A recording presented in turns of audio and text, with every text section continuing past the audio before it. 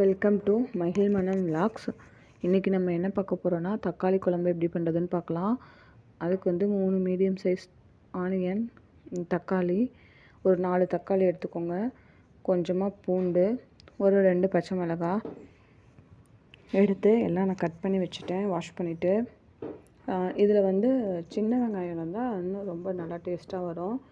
என்கிட்ட சின்ன வெங்காயம் இல்லை, அதனால் நான் பெரிய வெங்காயம் எடுத்திருக்கேன். எல்லாம் கட் பண்ணி வச்சுட்டு கொஞ்சமாக ஒரு அரை மூடி தேங்காய் துருவி வச்சுக்கோங்க. வடை சட்டியில் எண்ணெய் ஊற்றி, நல்லெண்ணெயாக இருந்தால் இன்னும் நல்லா டேஸ்ட்டாக இருக்கும். இப்போ வந்து நான் கடலை எண்ணெய் தான் ஊற்றிருக்கேன். எண்ணெய் ஊற்றி எண்ணெய் காஞ்சதும் சோம்பு போட்டுக்கோங்க. சோம்பு நல்லா வெடித்து வந்ததும் இந்த எண்ணெய் காஞ்சிருக்கான்னு, எண்ணெய் காய்தான்னு செக் பண்ணிகிட்ருக்கேன். அதனால் அப்படி நான் எப்போதும் இப்படி தான் பார்ப்பேன். சோம்பு போட்டுக்கோங்க. சோம்பு நல்லா வெடித்து வந்ததும் அந்த பூண்டு, பச்சை மிளகாய் ஃபஸ்ட்டு 2யும் போட்டு நல்லா வதக்கிக்கோங்க. நீங்கள் வந்து இன்னும் கொஞ்சம் எண்ணெய் கம்மி பண்ணிக்கோங்க. நான் ஊற்றும் போது கொஞ்சம் அதிகமாக போயிடுச்சு. எப்போதும் நான் இவ்வளோ எண்ணெய் ஊற்ற மாட்டேன், இன்னும் கொஞ்சம் கம்மியாக இருக்கும். பச்சை மிளகா, பூண்டு போட்டு வதக்கிக்கோங்க. ஓரளவு வதக்குனதும் ஆனியன் ஆட் பண்ணிக்கோங்க. உங்கள்கிட்ட சின்ன வெங்காயம் இருந்தால் சின்ன வெங்காயம் ஆட் பண்ணிக்கோங்க, ரொம்ப நல்லாயிருக்கும். அது தனி டேஸ்ட்டில் வரும். நான் பெரிய வெங்காயம் தான் ஆட் பண்ணியிருக்கேன். பெரிய வெங்காயம் ஆட் பண்ணி நல்லா வதக்கிக்கோங்க. அதோட கொஞ்சம் ஒரு கொத்து கருவேப்பிலை ஆட் பண்ணிக்கோங்க. ஆட் பண்ணி நல்லா வதக்கிக்கோங்க.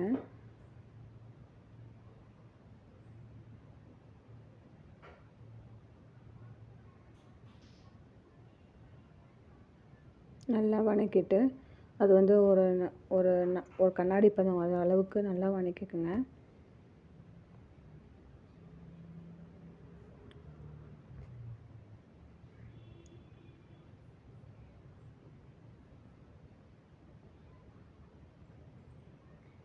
நல்லா வதங்கிடுச்சு.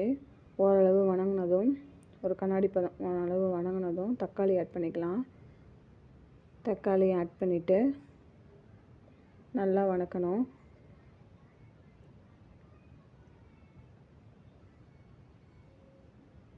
நான் வந்து இந்த தக்காளி வந்து ரொம்ப புளிப்பாகவும் இருக்காது, மீடியமாக இருக்கும்.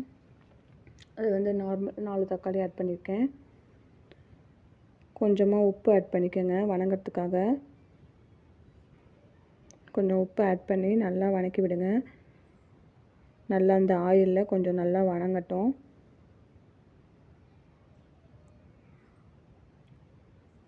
நல்லா வதங்கி வந்ததும் கொஞ்சமாக மஞ்சள் தூள் போட்டு நல்லா வதக்கிக்கோங்க.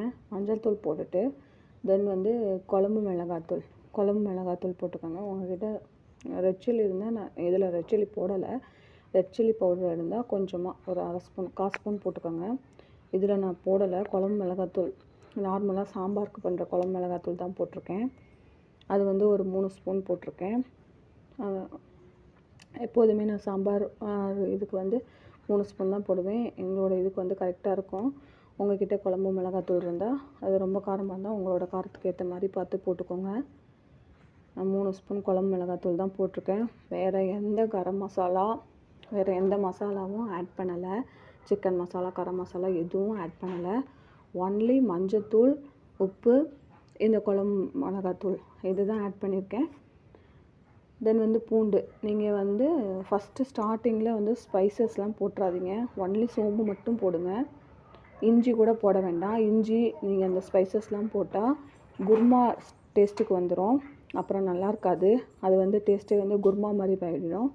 இது வந்து தக்காளி குழம்பு இந்த டேஸ்ட்டில் இருந்தால் தான் நல்லாயிருக்கும். தென் வந்து குழம்பு மிளகாத்தூள் போட்டு நல்லா வதக்கிட்டு இது தேங்காய்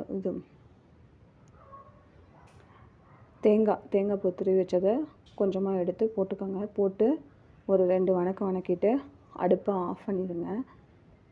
ஆஃப் பண்ணிவிட்டு நான் ஆஃப் பண்ணிவிட்டு ஆற விட்டுருக்கேன். வச்சு அந்த ஓரளவு அந்த தேங்காய் வணக்கினோடனே ஆற வச்சுட்டேன். ஆற வச்சு மிக்சியில் அரைச்சி எடுத்துக்கோங்க. அரைச்சி நான் இப்போ காமிக்கிறேன். அரைச்சி நான் அந்த பேஸ்ட் எடுத்துக்கிட்டேன். கொஞ்சம் ரொம்ப நைஸாகவும் இல்லாமல் குறப்பாகவும் இல்லாமல் ஓரளவு மீடியமாக, ரொம்ப குறப்பாகவும் வேணாம், ரொம்ப நைஸாகவும் வேணாம், ஓரளவு அரைச்சிட்டு தென் திரும்ப வந்து எண்ணெய் ஊற்றி கடுகு போட்டு கொஞ்சமாக அதுலேயே வெங்காயம் வந்து நான் எடுத்து வச்சுருந்தேன், வெங்காயமும் ஒரு பச்சை மிளகாயும் போட்டு வணக்கிட்டு இந்த பேஸ்ட்டை ஆட் பண்ணிக்கோங்க. இந்த பேஸ்ட்டை ஆட் பண்ணி தேவையான அளவு தண்ணி ஊற்றி, உங்களுக்கு ஏற்ற மாதிரி தண்ணி ஊற்றி நல்லா ஒரு தடவை கலந்து பார்த்துக்கோங்க. ஓரளவு இந்த ஆனியனும் பச்சை மிளகாய்க்கும் ஓரளவு லைட்டாக உப்பு போட்டு ஓரளவு வணங்குற அளவுக்கு வணக்கி விடுங்க. ஒரு 2 மினிட்ஸ் வணக்கினா போதும்.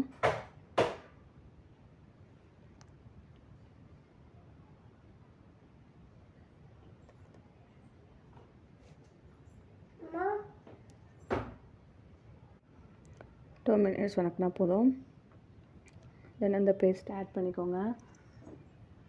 அரைச்சி வச்ச பேஸ்ட் ஆட் பண்ணி தேவையான அளவு தண்ணி ஊற்றி நல்லா ஒரு 5 to 7 மினிட்ஸ் நல்லா கொதிக்க விட்டுருங்க. அந்த பச்சை வாசனை அதெல்லாம் போட மாதிரி உப்பு பார்த்துட்டு மூடி வச்சு ஒரு 5 மினிட்ஸ் நல்லா கொதிக்க விட்டுருங்க. தண்ணி வந்து கொஞ்சம் எக்ஸ்ட்ராவே ஊற்றிக்கோங்க. ஏன்னா வந்து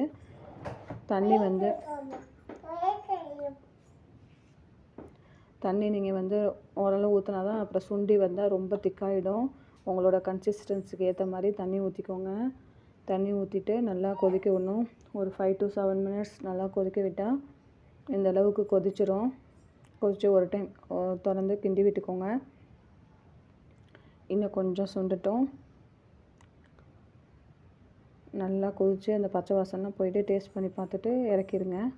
அவ்வளோதான். கொஞ்சம் கொத்தமல்லி ஆட் பண்ணிக்கோங்க. நான் வந்து வேறு பாத்திரத்தில் மாற்றிட்டேன். இந்த மெத்தடில் நீங்கள் செஞ்சு பாருங்கள். பார்த்துட்டு எனக்கு எப்படி இருக்குன்னு கமெண்ட் பண்ணுங்கள். இதுக்கு முன்னாடி நான் வந்து அந்த ஸ்பைசஸ்ஸு இஞ்சி பூண்டு இதெல்லாம் போட்டு வேறு மாதிரி செஞ்சேன். ஆனால் அது நல்லா இல்லை. அது குருமா பத்துக்கு தக்காளி குழம்பு மாதிரியே இல்லை. நீங்கள் இந்த மாதிரி செஞ்சு பாருங்கள். செஞ்சு பார்த்துட்டு எனக்கு கமெண்ட் பண்ணுங்கள் எப்படி இருக்குன்னு சொல்லிவிட்டு. கண்டிப்பாக இந்த வீடியோ பார்க்குறவங்க எல்லோரும் எனக்கு கமெண்ட் பண்ணுங்கள் நல்லா வந்துச்சான்னு சொல்லுங்கள். அப்போ தான் மாவு அரைச்சிருந்து இட்லி ஊற்றிட்டுருக்கேன். இட்லி ஊற்றி வச்சுட்டு இட்லிக்கும் இந்த தக்காளி குழம்பு ப்ளஸ் தேங்காய் சட்னிக்கும் ரொம்ப அருமையாக இருந்துச்சு. ரொம்ப எனக்கு பிடிச்சிருந்துச்சு.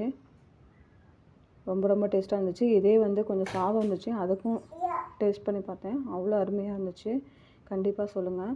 வீடியோ பிடிச்சிருந்தா லைக் பண்ணுங்கள், ஷேர் பண்ணுங்கள், சப்ஸ்கிரைப் பண்ணுங்கள், சப்போர்ட் பண்ணுங்கள். தேங்க்யூ.